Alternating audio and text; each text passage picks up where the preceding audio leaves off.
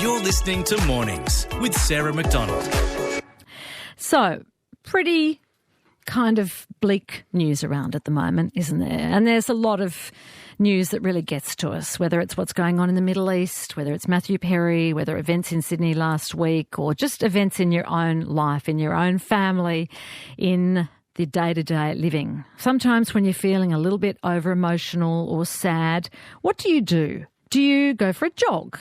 Do you try and give yourself a bit of a dance to a news theme like that? Or do you reach for the block of chocolate like Tony and I do and just hog it all within 5 minutes flat? Now, if you're in the latter, there's a lot of us that do it. And when the news is grim, it's understandable. If you fall into emotional eating, what can you do to curb this urge to eat when you're feeling overwhelmed? Sarah Lorenzo is a clinical nutritionist and author of the 10-10 Kickstart Diet, and with us here at ABC Radio Sydney. Hello. Good morning. I was dancing with you before. Yes, we were both having a bit of a dance. Yes. And that's a good thing to do when you're feeling a bit low, right? It absolutely is. It does give you a little bit of a dopamine hit. When you have a jiggle, I love it. I'm always wanting to get up and have a dance when I can. Yeah, better than emotional eating. Absolutely, But harder to do because you do, it's so common, isn't it? It's sort of programmed into us to eat our emotions. I'm going to say that 38% of adults are emotional eaters and 49% of emotional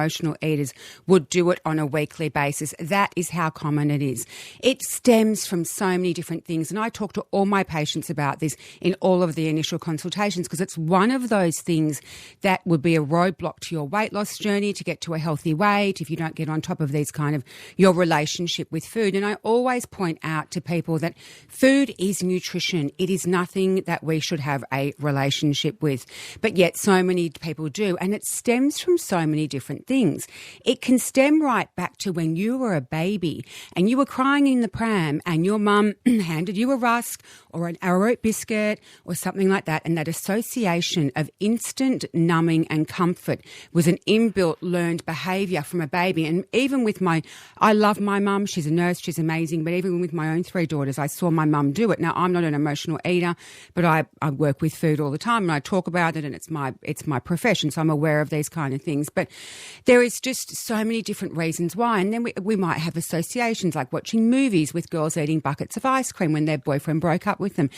But emotional eating is that it's a different to stress eating. So emotional eating numbs people straight away. It's that instant numbness. But then after that, they can become shame, and there's that feeling of why didn't I do that? And then it rides into not wanting to weigh themselves the next day. It is the most short-sighted solution for any kind of emotional problem. And right. When you talk about stress eating versus emotional eating, I think I do both. Yeah. Well, I talk about it in a group of 3. So there's stress, boredom and emotional eating. There's the 3 of them. Right.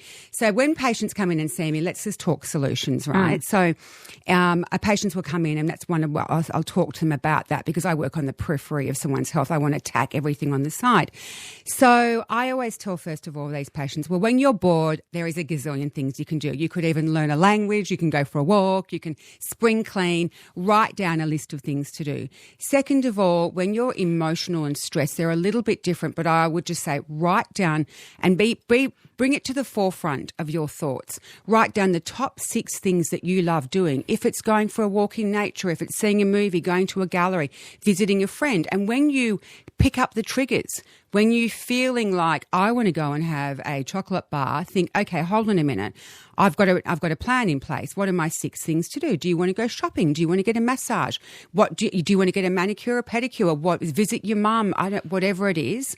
So I always say get a list of 6 top things. And I always tell my patients they are never, ever to use the sentence again to preface it with I am, because that is, instead of saying, well, I'm an emotional eater or well, I eat when I'm stressed.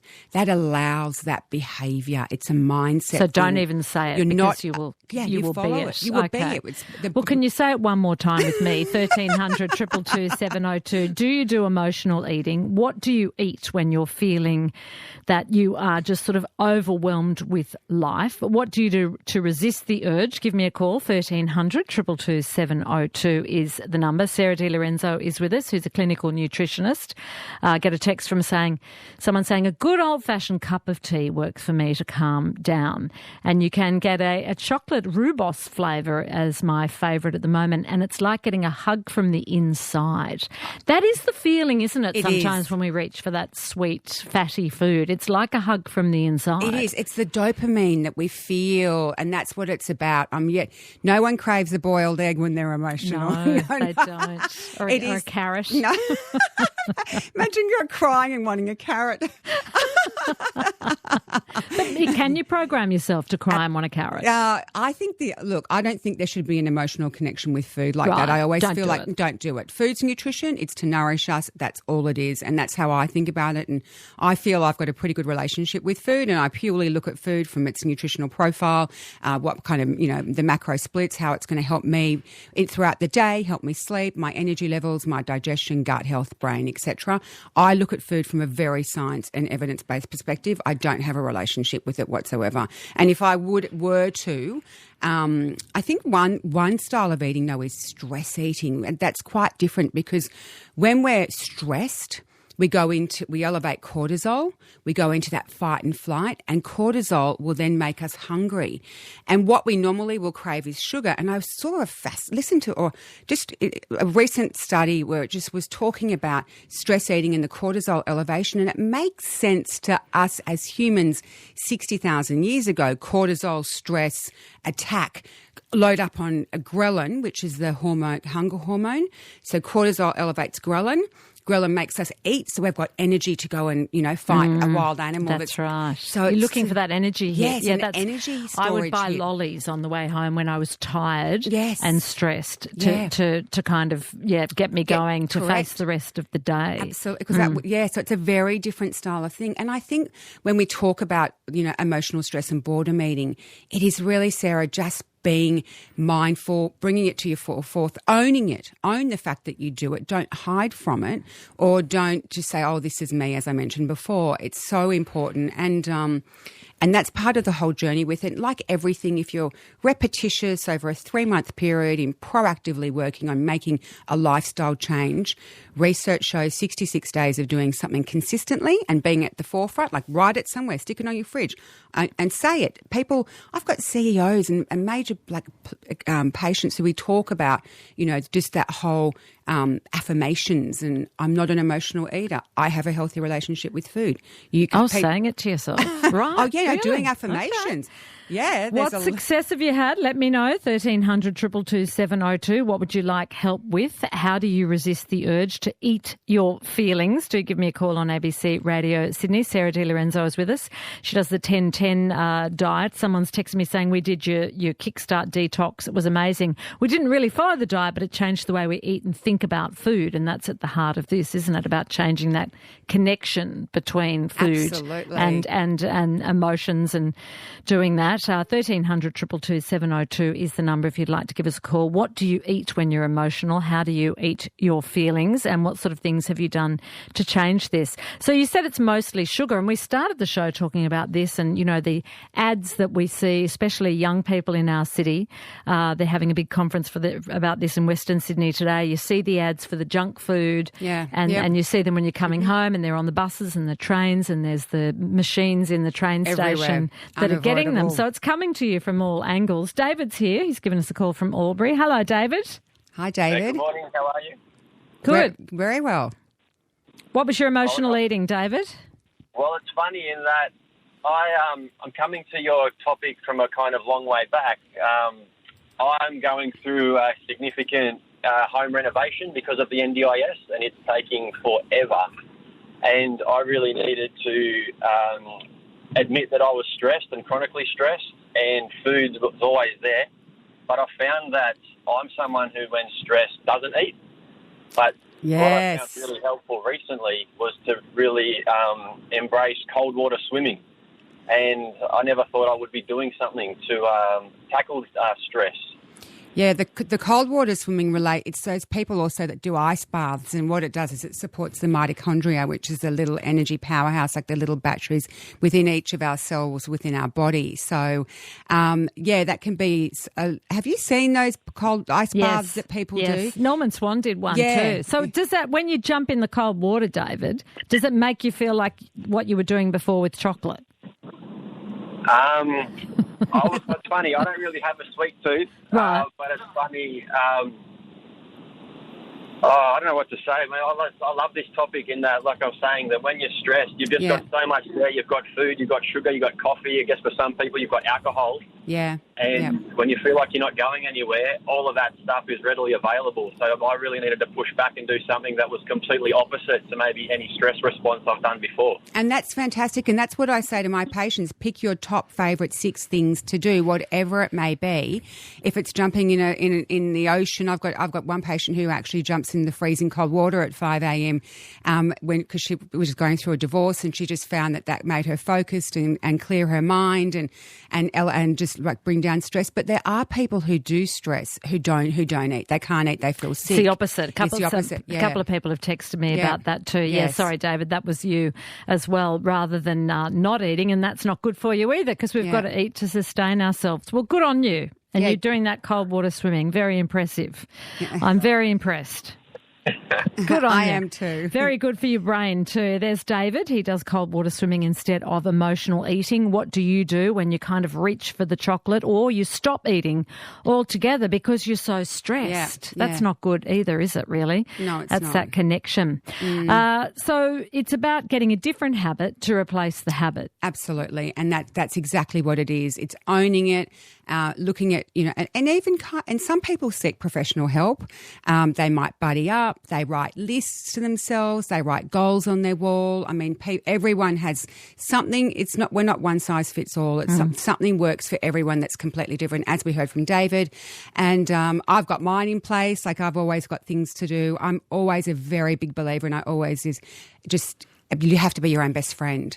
Treat yourself when you're emotional like you would treat your best friend. So if your best friend was emotional, would you say he's a bottle of wine and a box of chocolates? Possibly.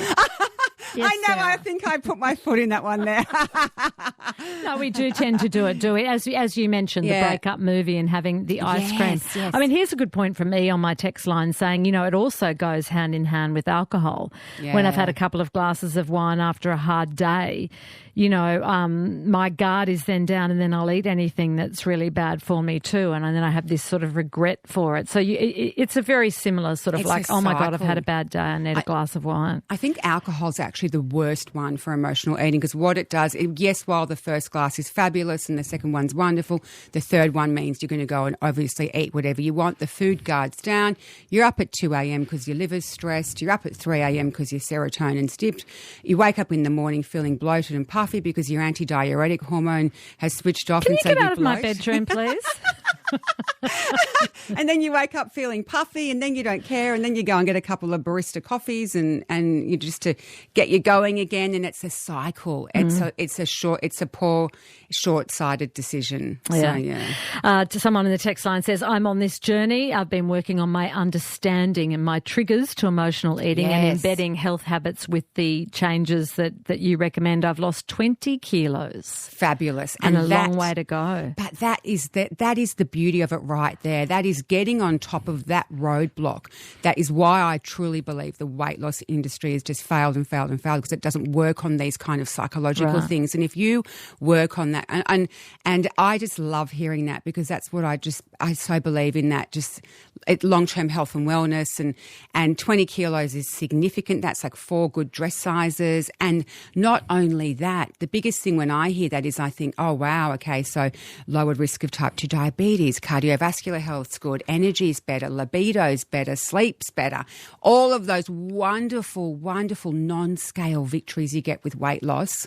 Congratulations to that lady. Sarah Di Lorenzo is with us. Joe from Seven Hills says, okay, Sarah, what do you do when you're craving for a sweet chocolate late at night? It's not about soothing. It's just about that sort of post-dinner chocolate craving, sweet craving? When it probably comes from when you're little and you'd have ice cream on special occasions after dinner. Where's it come from? Where it comes from is basically it comes from our circadian rhythms. Right. So at about 8 p.m. we will start releasing melatonin to make us feel sleepy. So that means, was it Joe? Yes. Joe, Yes. that means that your body's ready to go to bed. And what's happening is you're not going to bed, and so your melatonin is looking for a bit more to keep it activated. So it needs serotonin, which is a neurotransmitter, and serotonin likes carbohydrates, so likes sugar. So what's happening is your body is ready to go to sleep. You don't want it to go to sleep because you're having a chat, you're watching a movie, you're doing something, you've got your routine.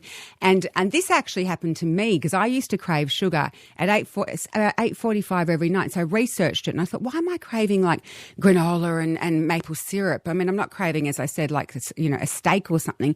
And I looked into it and it was your circadian rhythms. And I changed my bedtime to earlier to around. I would just work with, that was my cue to go to bed when I started looking for sugar.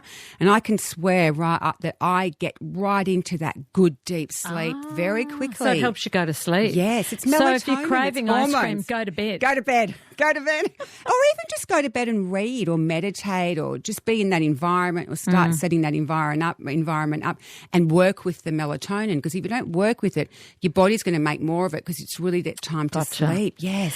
I went through a terrible breakup last year. I stopped drinking for a month or two because of it, says a texter. I cannot tell you how many friends said, I'm so sorry for everything. Let's have a drink. Let's have a glass of red wine or a rosé. It was a sort of very huge part of how people coped and therefore tried to help me cope. Yeah. Oh, that's massive. And that is, I mean, look, so many people would say that, look, let's go for a drink and chat about it. Yeah. But then you can come back with a suggestion saying, why don't you meet me for a walk? Yes, let's go for a walk together. Let's go for a walk. Or a cold water swim. Absolutely. Excellent. All right. Well, thank you so much for all those ideas that are coming in, and to yours too, Sarah Di Lorenzo. And I'm breaking that pattern. There's no chocolate in the house because, like Tony, if it's there, we'll eat it. Get rid of the triggers. Get rid of it. Okay. Thank you. Thanks for having so much me. for coming in. Clinical nutritionist, author of the 10 Kickstart and that series, Sarah Di Lorenzo on ABC Radio Sydney.